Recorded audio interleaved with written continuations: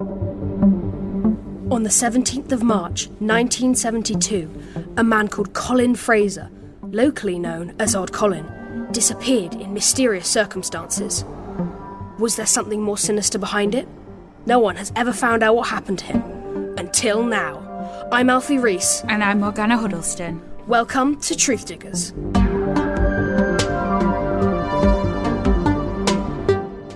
What if we don't find out what happened to him, though? I mean, we might not. People are going to be disappointed, aren't they? Look, I know how true crime podcasts work, right? Yeah, you're obsessed with them. It's not healthy to listen to all that murder and violence at your age. I worry about what it does to your innocent little mind. I'm the same age as you. Yeah, but girls mature faster than boys.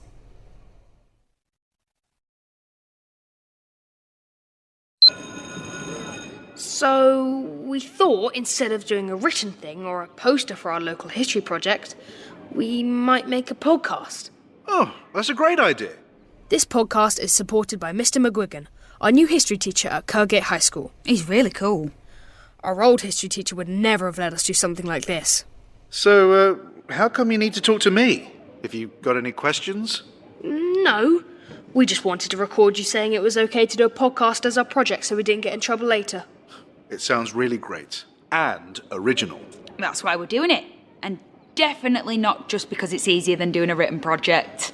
Well, no. Because it's not going to be easier. Isn't it?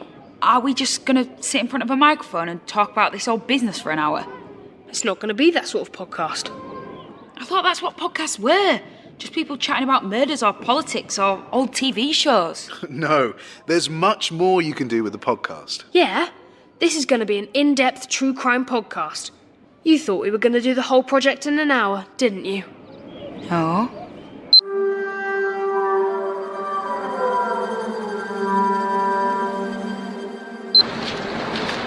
So, this is Kirkgate. It's a quiet sort of place. It really is. Listen. See? It's like a lot of seaside towns in this part of the world. 100 years ago, it was a popular holiday destination. I won't go that far. It was a holiday destination. Yeah, it was where you went if Blackpool was all booked up. Back before cheap flights to Spain and Greece were a thing. So, fast forward 50 years, more and more people are going on holiday abroad, and there's not much happening in Kirkgate anymore. What are you kids doing? We're making a podcast. Kids these days. When I was your age, we'd be out rock pooling or playing French cricket, not podcasting or playing Fortcraft on your Switch boxes. What's your point? Who said I had a point? We're investigating the strange disappearance of Colin Fraser, better known as Odd Colin. I didn't have anything to do with it. No one's saying you did. Just what do you remember about him? He was odd. And then he disappeared.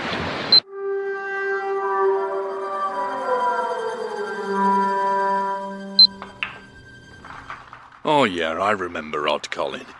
He wanted you to remember him. He was that sort of bloke. This is Paul Reese, my great-uncle. He's the one who first told me about Odd Colin. And for years I thought he was making it up. Because he does make stuff up. Look, we found a picture of him in an old edition of the local newspaper.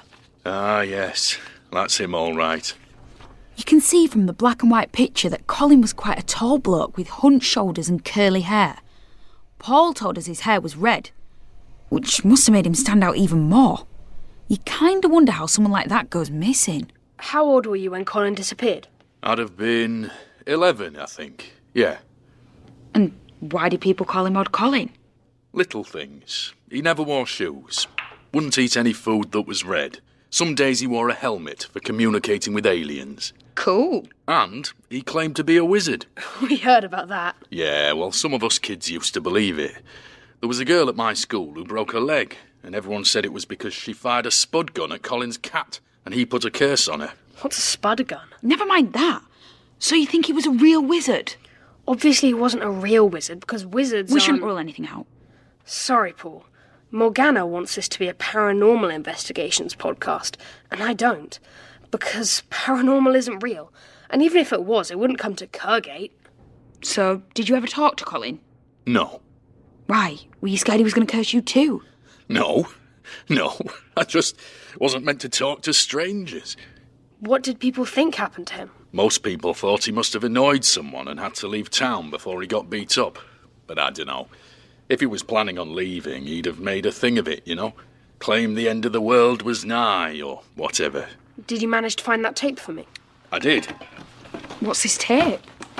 The local radio station used to have Colin on as a guest sometimes to fill space when there wasn't much happening, like. They knew they could just get him in and he'd say something daft. And you taped it? Not on purpose. Me and some mates had sent in a letter under the name Hugo P. Quickly, and we wanted to record them reading it out, so we taped the whole show. Hugo P. Quickly? I don't get it. What you're about to hear is a recording of Odd Colin in March 1971, appearing on a show called Tony Swan's Laughternoon, which aired on weekday afternoons on North Point Radio. And that was Lizard King with Fly a Purple Pony.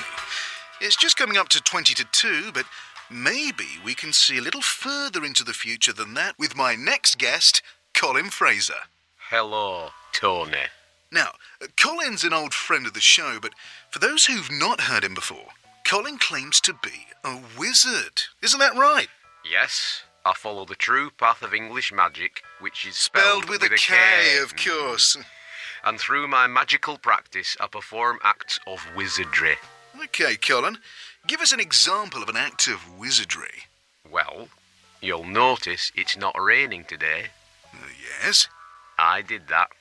My sister was going out horse riding today and didn't want the ground to be boggy, so I used my powers. Oh, can you use those powers to help me win some money on the pools?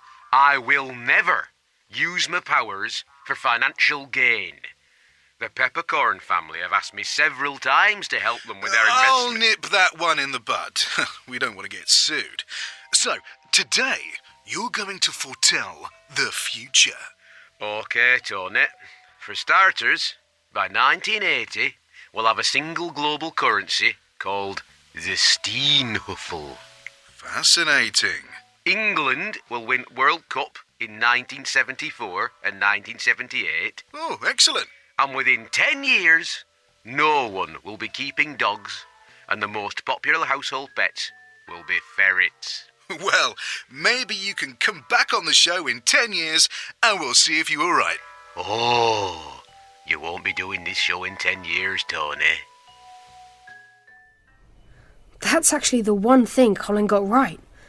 Tony Swan got sacked from his show in 1977 after he punched the organiser of a flower show on air and claimed she was a Russian spy. They never proved she wasn't. But of course, Colin couldn't have come back on Tony Swan's Laughternoon even if it was still on air in 1981, because Colin had vanished 9 years earlier. So what next?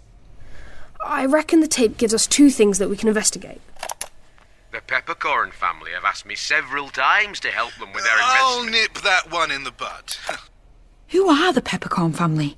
That's a weird name. I don't know, but Tony was very quick to shut it down, wasn't he? And there's also this. I did that. My sister was going out horse riding today and didn't want the ground to be boggy, so I used my powers. This is huge. No one knew Colin had a sister. When you say no one, do you mean you? Shut up. Tea's in 5 minutes, Alfie. Dad, I'm recording my podcast. Sorry. Oh, you stay, Morgana. That'd be lovely, Mr. Reese. Cheers. Someone put this note through the letterbox for you, Alfie. Who? I didn't see. What does it say? Stop your investigations at once. This is bigger than you can handle. Stay away for your own good. Cool. So, who should we speak to next? Colin's only living relative, his sister? Or the Peppercorn family who Colin refused to help with their investments. We need your help to decide. Go to the Fun Kids website and vote.